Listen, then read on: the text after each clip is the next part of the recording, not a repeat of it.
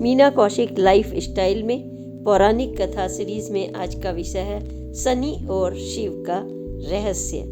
और अगर आपने यह रहस्य जान लिया तो आप शनि की टेढ़ी चाल और शनि की दृष्टि से बिल्कुल नहीं डरेंगे। क्यों? क्योंकि शनि है न्याय के देवता और शिव जी उनके गुरु हैं और शिव ने उन्हें न्याय का देवता बनाया है और वह है सूर्य के पुत्र जो पूरे संसार को अपने प्रकाश से प्रकाशित करते हैं और सकारात्मक सोच वालों को शनि देते हैं शुभ और मंगलकारी परिणाम। और हाँ, जो हनुमान भक्त हैं उन पर भी होती है उनकी विशेष कृपा। क्यों होती है? न्यायाधीश कैसे बने? उनकी टेढ़ी चाल क्यों है? वो अन्याय क्यों बर्दाश्त नहीं करते? आज सारे रहस्य हमने इस पोस्ट में खोले हैं और आपने यह रहस्य जान लिए तो आपको बिल्कुल भी शनि से डर नहीं लगेगा, बल्कि आप शनि की कृपा चाहेंगे। नमस्कार, मीना कौशिक लाइफ स्टाइल में आपका स्वागत है। आज का विषय पौराणिक कथा सीरीज में शनि और शिव का आपसी संबंध का रहस्य। शिव कौन है और शनि की उनके दृष्टि पड़ने से वह खुद भी शिव कैसे शापित हो गए थे, या फिर शिव उनके कौन है कि देवों के देव हैं फिर भी उन्होंने उनको न्यायाधीश बनाया। इसके पीछे की कथा का रहस्य। और शनि जिन्हें अशुभ फलदायी हम सब तमाम लोग मानते हैं, शनि के जैसे ही साढ़े सती और ढैया का नाम आप लोग सुनते हैं तो सभी के अच्छे छोके पसीने आ जाते हैं। लेकिन शनि से घबराने की जरूरत नहीं। आज हम वह पन्ने खोल रहे हैं कि शनि तो न्याय के देवता हैं। शनि बलिष्ठ हैं। शनि 19 साल में सूर्य के चक्कर लगाते हैं। शनि का पृथ्वी से अधिक गुरुत्वाकर्षण है। शनि कौन है? कैसे वह न्याय के देवता बने और कैसे वह हमें अच्छे अच्छे फल देते हैं, यह हमें जानना होता है। दरअसल कोई भी व्यक्ति, चाहे वह नक्षत्र हो, देव हो या फिर देवता हो, असुर हो, उन्हें उनके कर्मों का फल ईश्वर निश्चित करते हैं। इसके लिए उन्हें कोई ना कोई तो न्यायाधीश बनाना ही पड़ेगा। ऐसा तो नहीं है कि आप सारा बुरा बुरा कर्म करते चले जाएं और आपको फल अच्छे अच्छे मिलते चले जाएं। शिव देवों के देव आपको इतना आशीर्वाद देते हैं, जल्दी से आपके छोटी छोटी भक्ति पर प्रसन्न हो जाते हैं। लेकिन क्या अगर आपने राक्षसों ने, मान लीजिए कि उनसे वरदान ले लिया था, रावण तक ने, लेकिन वो अगर गलत कर्म करें तो क्या उन्हें फल नहीं मिलेगा? इस सृष्टि में भी यही नियम है। कौन है शनि? शनि तो न्याय के देवता हैं और उनका अगर रूप की वर्णन करें, काले का वर्णन किया गया है, लेकिन अगर नक्षत्रों से देखें तो नक्षत्रों में वह श्रेष्ठ है, सर्वप्रथम है, वो भी शिव के आशीर्वाद से। उनका नीला रंग आप नक्षत्र में देखेंगे तो आपको वह बलवान, सशक्त और सबसे आकर्षक लगेगा। फिर क्यों डरते हैं? क्या हम अल्पबुद्धि हैं, उनके बारे में सब नहीं जानते? या फिर हमने जान लिया फिर भी हम अनदेखा करते हैं क्योंकि हमारे कर्म ऐसे हैं कि हम अच्छा देखना चाहते हैं, अच्छे फल चाहते हैं, लेकिन हम किसी की आत्मा को दुखाते हैं या कुछ करते हैं वो देखते नहीं। खैर, आज हम इन बातों में ना जा कर के चाहेंगे कि शनि कौन है और न्याय के देवता कैसे बने और शिव जी भी उनसे डरकर सवा पहर में क्यों भागे। तो अगर हम बात करें तो शनि कौन है? वह पुराने कथा के अनुसार सूर्य के पुत्र हैं और इनका जो पत्नी थी संज्ञा नाम की, वह सूर्य के प्रताप को झेल नहीं सकी, उनके तेज को। उनका इतना तेज था, उनके 3 बच्चे भी हुए, इसके बावजूद तेज कहिए या जो भी है, उनके प्रकाश को वो इतना नहीं झेल पाई और उन्होंने कठोर तपस्या करके सोचा कि या तो अलग रहूंगी या मायके चली जाऊंगी। वो मायके चली गई। अपने अपने बच्चों को छोड़कर जाना कितना उचित होता है, यह भी कहानी बताती है। इसके हर चीज में सारगर्भित मैसेज है सनी के, क्योंकि जो स्त्रियां छोड़ जाती हैं उनके बच्चों को कष्ट कर जीवन जीना पड़ता है। तो सूर्यदेव ने जो कथा के मुताबिक है, संज्ञा ने अपनी मतलब जैसे कहते हैं टू कॉपी, यानी कि अपनी छाया के रूप में सूर्य के पास उनकी दूसरी पत्नी, उसको संज्ञा की ही छाया कहिए, बिल्कुल हूबहू, और सूर्य ने उनको स्वीकार कर लिया और उन्हें पता भी नहीं चला, या कहिए कि वो पूरी रूप से उससे छाया से संतुष्ट हो गए। इधर वो अपने बच्चे भी छोड़कर चली गईं और यह भी नहीं देखा कि माँ को अपना दायित्व निभाना चाहिए।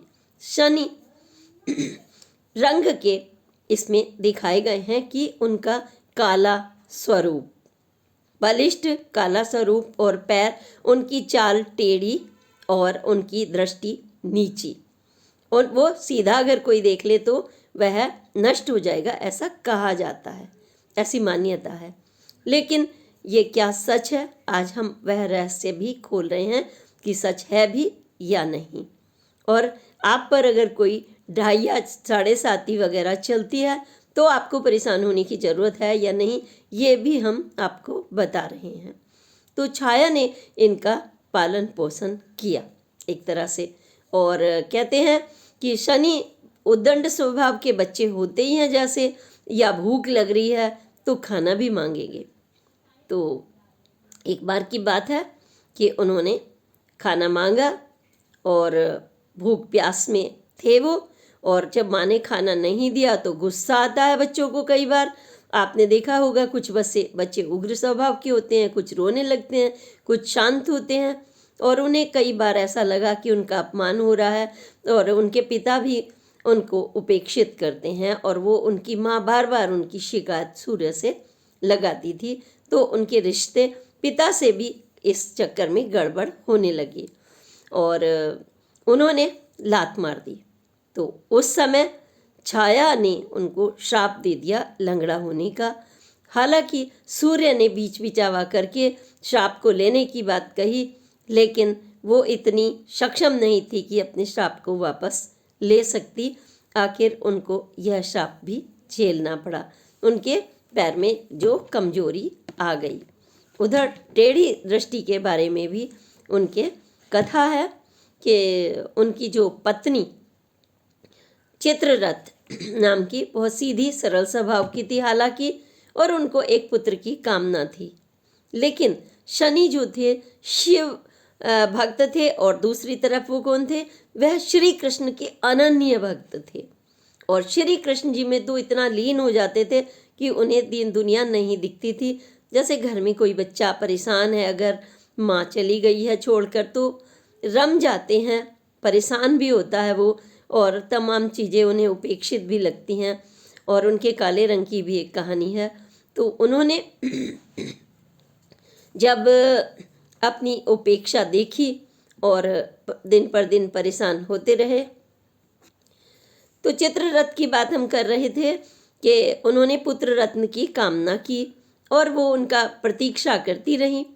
और जब उन्होंने ध्यान नहीं दिया, श्री कृष्ण की भक्ति में लीन रहे, तो उन्हें अपना एहसास हुआ चित्ररथ को, और उन्होंने कहा आपने मेरी तरफ देखा भी नहीं।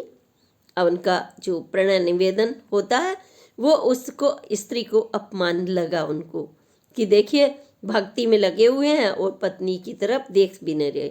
तो उन्होंने उनको कहा कि आपने मेरा अपमान किया है, मेरी तरफ देखा भी नहीं, अब आपको मैं श्राप देती हूँ, जिसे भी आप देखेंगे वो नष्ट हो जाएगा, जलकर खाक हो जाएगा अगर मेरी बजाय आप किसी को देखेंगे। ये गुस्से में आदमी कुछ भी कह देता है। पति पत्नी के झगड़े कई बार होते हैं। उधर सूर्य की पत्नी का हमने बताया कि वो छोड़कर चली गई थी और ये उपेक्षाओं में पले। रंग के बारे में भी सूर्य ने एक बार इनके शंका जाहिर कर दी, और क्योंकि छाया को संज्ञा रूप में छोड़ गई थी तो उन्हें ऐसा लगा कि इनका काला रूप क्यों है। इधर छाया घोर तपस्या कर रही थी शिव जी की, और कहते हैं सूर्य की पत्नी, और उनको कमियां आ गई, जैसे विटामिन्स वगैरह की, आयरन की आ जाती है, तो उनका भूख प्यास में उन्होंने अपना ध्यान नहीं रखा और दिन भर लगी रहती थी। ऐसे में जब उनका रंग काला हो गया, एकदम काला, तो सूर्य को लगा वो इतने रूपवान हैं, तेजवान हैं, फिर उनका बच्चा काला क्यों है, ये शंका कर दी। और यह भी जब बच्चे को पता चला तो उनको अपनी माँ का ये अपमान लगा। शिव ने बीच बिचावा किया हालांकि कि यह उचित नहीं है, और दोनों के पिता की उनके रिश्तों को ठीक करने की कोशिश की कि इसके पीछे ये था कि वो तपस्या कर रही थी, उन्होंने अपना ध्यान नहीं रखा। उसके बाद उन्होंने संबंधों को करने के लिए श्राप से भी मुक्त कराने की चेष्टा की। और परेशानी में जब हम देखते हैं कि कोई भी ऐसा हो तो उसके व्यवहार चिड़चिड़ा भी हो जाता है, वो उग्र भी हो जाता है।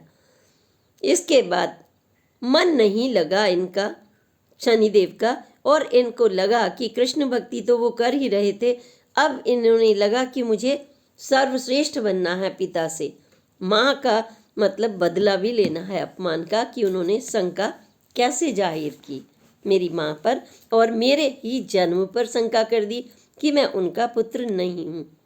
शिव जी से कहा कि मुझे सर्वश्रेष्ठ होने का वरदान चाहिए सारे नक्षत्रों में, और मैं अपने पिता से भी महान बनना चाहता हूँ।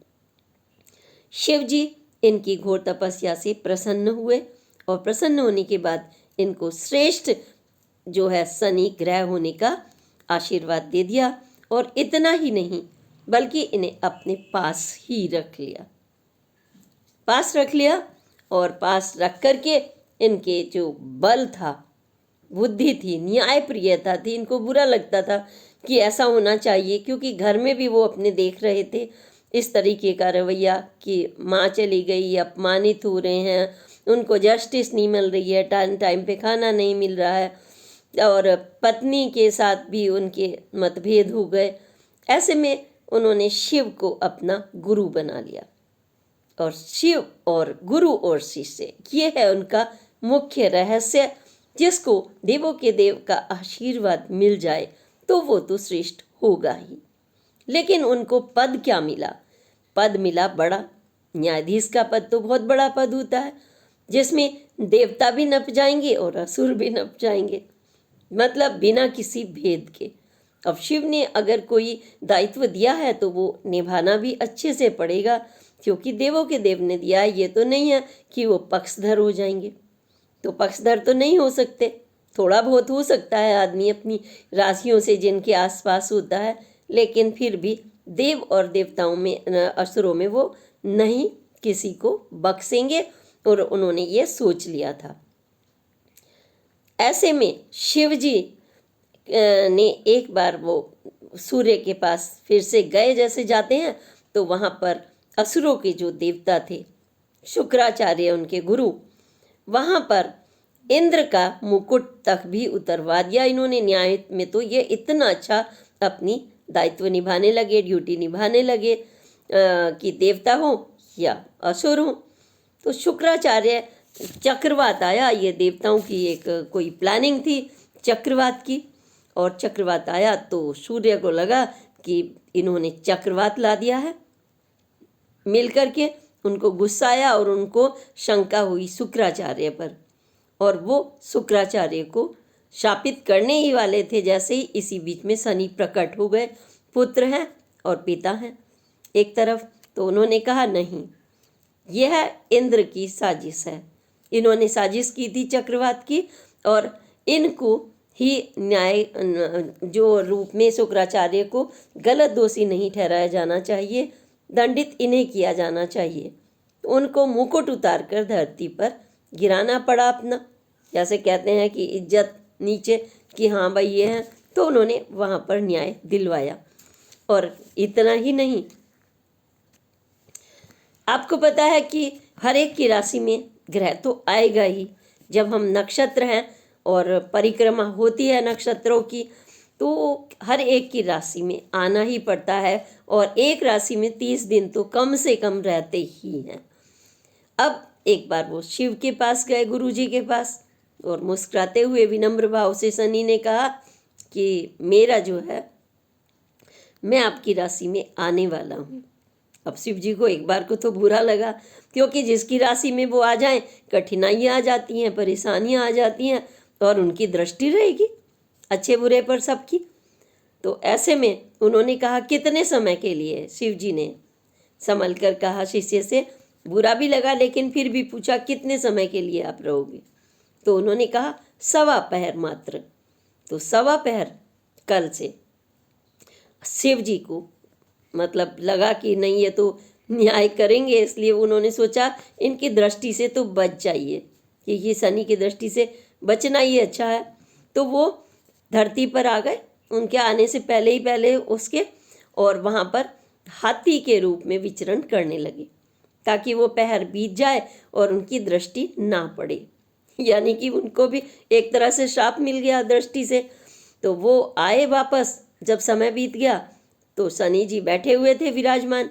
हाँ, उन्होंने मुस्कुराकर शिव जी ने कहा शिष्य से कि आपकी दृष्टि मुझ पर पड़ने वाली थी, लेकिन मैं बच गया, अपनी समझदारी से धरती पर चला गया था, मैंने हाथी का रूप ले लिया था। शनि ने कहा मुस्कुराते हुए ही वही जवाब दिया कि नहीं, चाल में तो आप मेरे आ ही गए थे। कैसे? क्योंकि पशु योनि में मैंने आपको देख लिया था, और आपको मेरे जो चाल थी उसकी वजह से पशु योनि में आपको आना पड़ा। आप बच तो नहीं पाए, क्योंकि यह चाल थी और आप पर आ गई। शिव शंकर भगवान बहुत प्रसन्न हुए कि मैंने उनको ऐसा न्यायाधीश बनाया है जो किसी के फेवर नहीं लेते, पक्ष नहीं लेते, और इतना अच्छा दायित्व निभा रहे हैं। वो प्रसन्न हुए और सभी देवता उनकी जय जयकार करने लगे। ऐसे हैं शनिदेव, देखिए वो कर्मों का फल देते हैं, अच्छे और बुरे का फल देते हैं। और न्यायाधीश बनाया तो फिर वो पक्ष और विपक्ष वो ये भी नहीं सोचते, क्योंकि उनको जो काम किया है। तो कहने का तात्पर्य यह है कि अगर आप बुरे काम कर रहे हैं या उस दृष्टि के चाल का वो फल होने ही वाला है, तो आप उससे नहीं बच पाएंगे। आप कैसे बच पाएंगे? आप बच पाएंगे, आपके पास तरीका है। आप अगर शिव भक्त हैं तो सवाल ही नहीं है आपको डरने का, क्योंकि वो शिव जी के शिष्य हैं। और शिव जी का कहना है कि जो सकारात्मक हैं, जो दूसरों की मदद करते हैं, बिना किसी पक्ष के, असुर की भी और देवताओं को भी वरदान देते हैं, अच्छे कर्म करते हैं, किसी का अपमान नहीं करते, कमज़ोर लोगों का, और किसी चाहे वो कोई भी हो, अगर आप माँ हो, बेटी हो, पिता हो, सौतेले बच्चे का हो, या फिर किसी को अपमानित करना हो कि यह दूसरी है, तीसरी है, तमाम तरह से आप जस्टिस नहीं करते, तो फल उसी को ही भुगतना पड़ेगा, कोई और तो नहीं भुगतेगा। आपके जैसे कर्म है, फिर क्यों डरते हैं? अब बात कहें कि चाल से कैसे बच जाएंगे, आप छुप कर रहे हैं, तो हमने पहले ही बता दिया आपको कि पृथ्वी से ज़्यादा आकर्षण, गुरुत्वाकर्षण जो है वो है शनि नक्षत्र में। आप जैसे ही सोचते हैं बुरा करने की किसी के बारे में, आप जैसे ही कोई प्रोजेक्ट बनाते हैं, अच्छा या बुरा दोनों, वो शिव जी और नक्षत्र शनिदेव उनकी दृष्टि रहती है आप पर, और वो उसी के अनुसार आपको अच्छे और बुरे फल देते हैं। आपने अच्छा सोचा, वो उससे आपके लिए हजारों गुना अच्छा सोच देते हैं। आपने किसी का बुरा सोचा तो वह उसका तुरंत फल देते हैं। शनिदेव देर नहीं लगाते, ये नहीं है कि वो टल जाएगी बात। आपने देखा इस कथा में कि वह कृष्ण भक्त भी हैं शनि, और शिव भक्त भी हैं, और बलवान है। मतलब पूरी तरह से वो धरती से भी अधिक गुरुत्वाकर्षण है, सूर्य के पुत्र हैं, हर तरह से उनकी ताकत है। लेकिन उनको यह विचार पसंद नहीं कि कोई किसी को अपमानित करे, रिश्तों में अपमान करे, बुरा सोचे। तो इसके चलते उनको न्यायाधीश का जो बड़ा पद मिला वो उसके साथ भी पूरी तरह से न्याय करते हैं।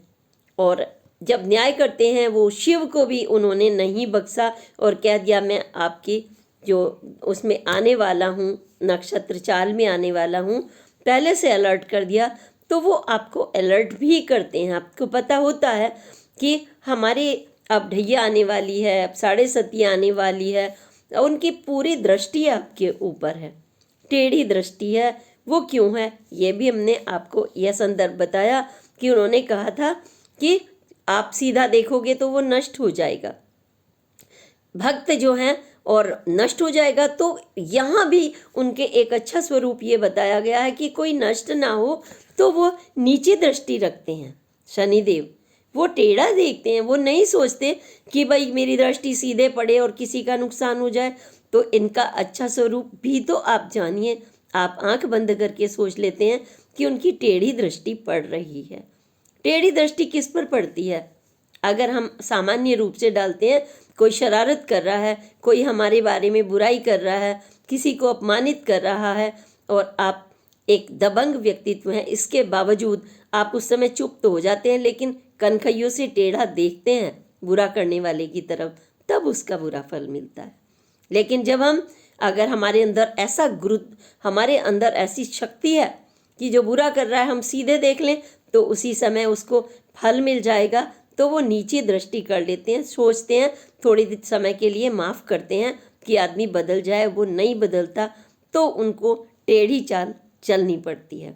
जैसे कहते हैं ना, घी टेढ़ा निकालना पड़ता है अगर कोई नहीं सुधरता। तो सुधरना तो आवश्यक है, क्योंकि प्रकृति का संचालन के लिए, परिवार के लिए, समाज के लिए, राष्ट्र के लिए हमें समन्वय बनाकर चलाना पड़ता है।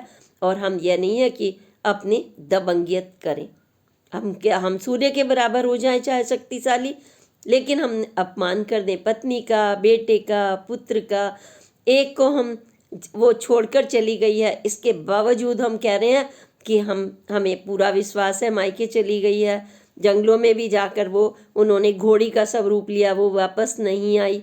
बड़वा घोड़ी के बारे में कहते हैं जब मायके में नहीं उनकी ज़्यादा देर टिकी वो, तो उनको वहाँ भी जंगलों में जाकर उन्हें तप करना पड़ा। तो अब पति के भी आपको सामंजस्य बनाना चाहिए। अपने बच्चों का दायित्व आपको छोड़ के चले गए, ये भी इसमें एक मैसेज मिलता है कि उन बच्चों का जीवन कठोर हो जाता है जो स्त्रियां ऐसे करती हैं। पिता कितना भी सशक्त हो, माँ को भी तो अपना दायित्व निभाना चाहिए।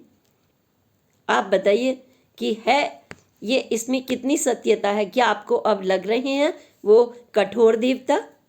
क्या वो कठोर नक्षत्र लग रहे हैं? वो उन्होंने जो देखा उसके हिसाब से उन्होंने निश्चय किया कि मैं किसी भी रिश्ते में सकारात्मक ऊर्जा और जिम्मेदारियों वाले व्यक्तियों को सबल बनाऊंगा।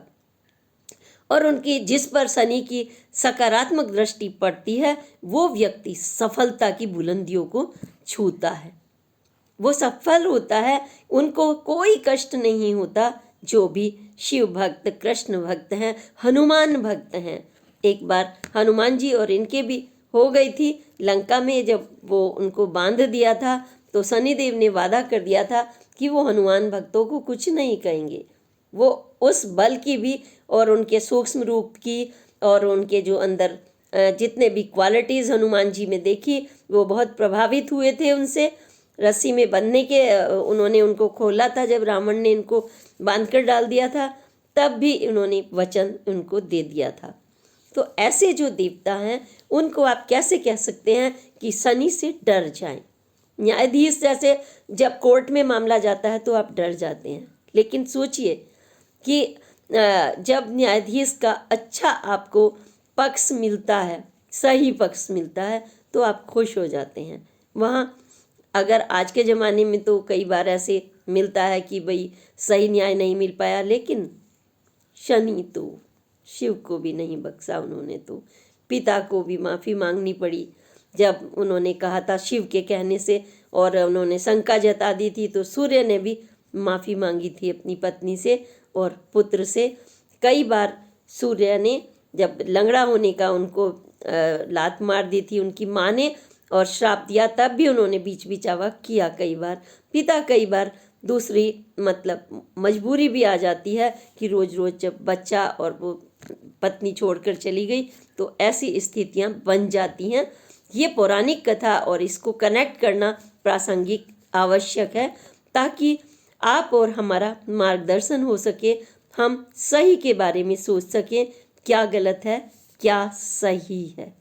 तो शनि आपके लिए ढैया लेकर आए तो आप सोच लीजिए कि वो आपके साथ हैं, वो 7.5 लेकर आए आपके साथ हैं, एक सबल व्यक्तित्व आपके साथ है।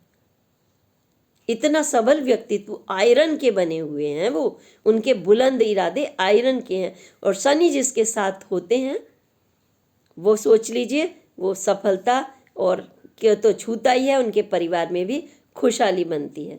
लेकिन जो बिल्कुल काम नहीं कर रहे हैं, गंदे हैं, दूसरों का अपमान कर रहे हैं, कमज़ोरों को प्रताड़ित कर रहे हैं कि कोई कमज़ोर है उसे 4 पैसे देने की बजाय आप 1 पैसा दें और काम भी जम कर लें और 2 गालियां भी दें, तो शनि तो उन्हें नहीं बख्शेंगे। आप कितने भी मजबूत हो, आप सूर्य के बराबर हो जाओ या आप कुछ भी कर लीजिए, वो किसी से, उनके पास शिव का आशीर्वाद है, कृष्ण का आशीर्वाद है, स्वयं के उनके बुलंद इरादे हैं।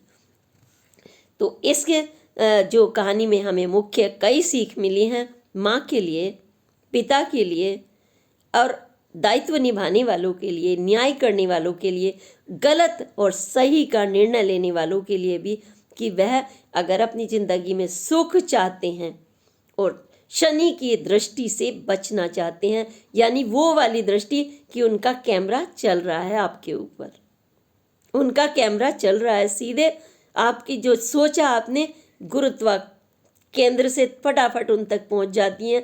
आपकी वेव्स तुरंत आपको वो बता देंगे कि आपने बुरा सोचा है, आपका बुरा कर देंगे फटाफट।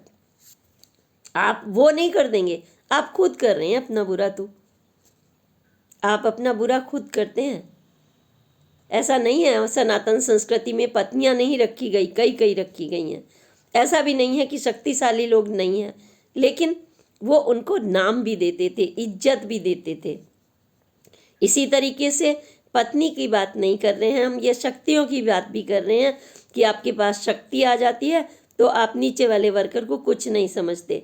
राजनीति में भी आप भीड़ में उनको अपमानित करने से बाज नहीं आते। ऐसे लोगों का कभी भला शनि देव तो बिल्कुल नहीं करेंगे। इस पोस्ट को ज़्यादा से ज़्यादा इसलिए शेयर किया जाना चाहिए कि जो शनि देव से डरते हैं वो बिल्कुल ना डरें, क्योंकि वह आपके कर्म फल के देवता हैं। वो आपके कर्म, आप अच्छे कर्म कर रहे हैं, वो आपको अच्छा ही अच्छा देंगे। ये भी तो सोचिए कि वो आपके कर्म फल के देवता हैं, सही के देवता हैं।